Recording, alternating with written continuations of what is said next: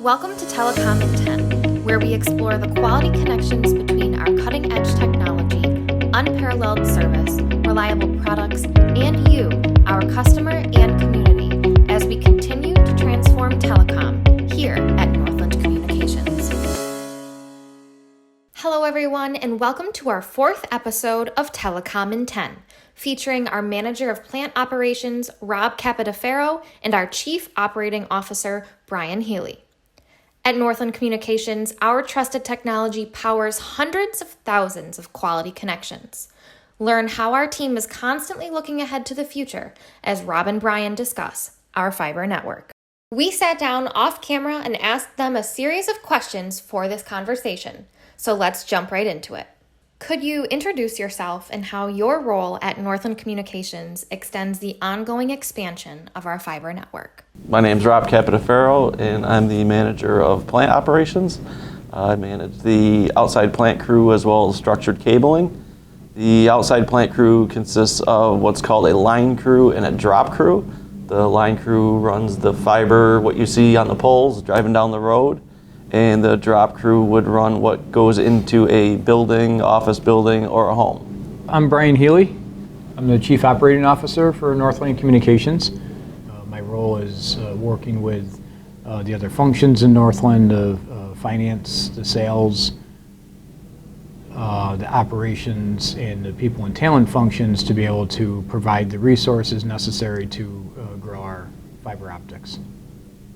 So how does fiber optic internet work, and how does it differentiate from cable and or DSL providers? So fiber optics work off what's called total light reflection. Basically, the optics on the ends of the fiber sends a light signal, which travels down the fiber optic cable to whatever the end point is to bring the internet however far it may need to go. It differs as far as bandwidth that you can push across it, as well as what's called speed or latency. A lot of people misconstrue what's the difference between bandwidth and speed. Latency is the speed at which it travels, and bandwidth is how much capacity it has. Yeah, I might even add a flare of reliability with the fiber optic lines as well.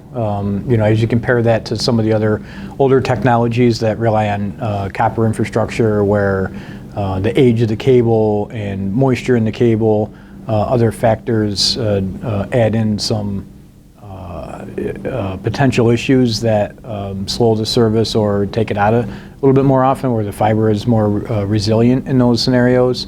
And then, also with the fiber, at least the internet services that we provide are dedicated from our network to the customers. It's not shared with the neighbors or the neighborhood or a cluster out in the field where the internet usage is going up based on the time of day. Then that impacts the performance for the others. We don't see any of that. As well as, copper can't go as far. Where fiber goes a long ways, approximately 180 kilometers at points in time, depends on which optics you put in, and it doesn't degrade the signal, whereas copper, the further it travels, the weaker the signal gets as it goes further out. Where and when was the first fiber trench built, and how did Northland make that decision? So the roots of our fiber optic go back into the late 80s, early 90s. In United County Telephone. United County Telephone is one of our companies within the Northland Communications group. We had built a fiber optic network ring around our franchise territory. It started out in Holland Patton, it went down through into Marcy, into Floyd, into Westernville, came back through Steuben, and back into Holland Patton. Specifically just to connect our field offices, and then from there we would send the signal out on copper. We would do a transition from fiber to copper in a DLC, a digital loop carrier, and then from there it would go out to the customer to provide services. And then from Northland's standpoint, as we grew out of that, and we've built much more fiber in United County Telephone's territory since. But Northland, it was probably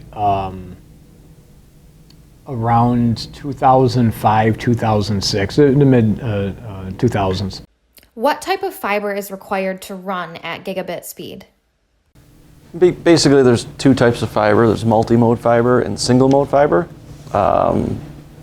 They can each run at gigabit speeds. Multi-mode fibers generally run inside of a building and goes a shorter distance than single-mode fiber, which you see, on the sides of the roads or things like that to connect long distances. Our fiber will actually run at 100 gigabit speeds. It really depends on the optics that you put on the ends of it. Depends on what speed you get out of it. What does a day in the life of our installation team look like? There's basically two crews. There's the line crew that runs the fiber down the road and the drop crew, as well as the splicers that connect the fiber to the main line and bring it into each building. Generally speaking, we'll do anywhere from 2 to 6 connections a day, depending on how difficult they are or how busy we are, as well as continually building out the fiber network, on a daily basis. So we're replacing copper, we're going into new areas, we're getting new businesses, special projects for certain companies that want us to build fiber for them, as well as the structured cabling crew that is running the multi-mode fiber inside the buildings to connect MDF to IDF for very large office buildings. How does Northland Communications continue to build their infrastructure with an eye to the future? We're always looking to expand the fiber network here at Northland. Today our network is just shy of 900 route miles. We've invested over $20 million into just the fiber plant itself, not the electronics, to light the fiber plant and make it work. And from a business standpoint, we're built into over 2,200 buildings. So there's still opportunity for us to grow that. We've looked at expanding that in many different ways, both geographically, vertically, product offering wise. We're offering more dark fiber today than we ever have been before to allow our customers to light up their own fiber between their business sites or across their campus to get a better product out for what fits their needs.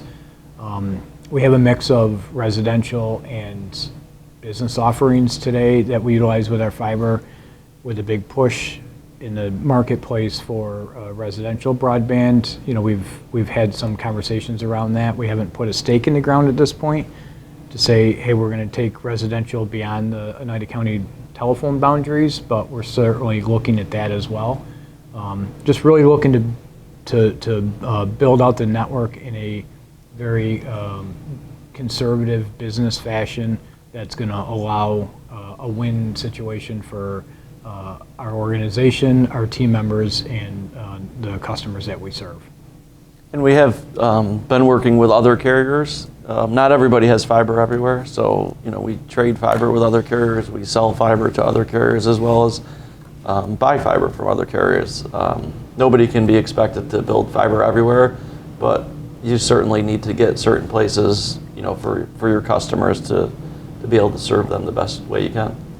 Has the supply chain impacted any of your decision making? I don't know if it's impacted our decision making. It's certainly made us aware and plan for much further in the future than we normally did, say, 2 years ago. We know where we want to go in some cases, so we plan to have that fiber in stock. Obviously, we have to have what's in stock of what we have out there in case something, there's a storm or something like that. But right now, the biggest thing is just for planning with fiber and the electronics on the ends. Everybody's aware of the chip shortage. Well, those chips go into the electronics that light the fiber as well. So it's just continually planning and making sure that we can serve our customers when they need us to. Is there any foreshadowing of where Northland is going next in terms of our expansion? We're willing to build anywhere that it makes financial sense. Generally, we wait for that one customer that gets us out, maybe a mile or 2 miles or 3 miles and has a need for it, and then, we market it on the path out there, and hopefully, everything makes sense. But as of right now, not really anything, other than what we have in the works already. So, what do we offer our customers on our fiber network? We provide the core telephony services, local long-distance internet type services, as everybody else does. It's the foundation for all the other services, or many of the other services that we provide. Business broadband, our smallest connection out there is generally like 100 meg by 25 meg. And then, we have multiple 1 gig customers, 5 gig customers, 8 gig customers with connections to the internet, where we have many conversations going on right now with other 50 gig connections, 20 gig connections, etc. So it becomes a great foundation to be able to sell high amounts of bandwidth. We sell dark fiber off of it as well for those customers that are looking to kind of complete the whole campus arrangement of their network and tie it into their existing equipment. It's an outstanding product for them to be able to take advantage of. Our Business Unlimited, which is our UCAS product line, is enhanced by our ability to provide that over fiber. Although it's not a requirement, we can provide it over some of the other networks out there for broadband as well. But our fiber network does enhance that. That's kind of bringing the phone system experience, the being connected experience, telephony experience, all into one little package, whether it's a physical phone on a desk or a soft phone on a computer, integrating call recording and call reporting and contact center with that. And that's, again, is enhanced by the fiber network. Yeah, I mean, fiber is, just think of it as the transport to get numerous services out there the best way possible. Without that transport being so solid and the amount of bandwidth that you can push across that, a lot of these other products wouldn't even exist. So that fiber is very, very necessary to support everything else that we offer. All right. Thank you guys so much for having this conversation today.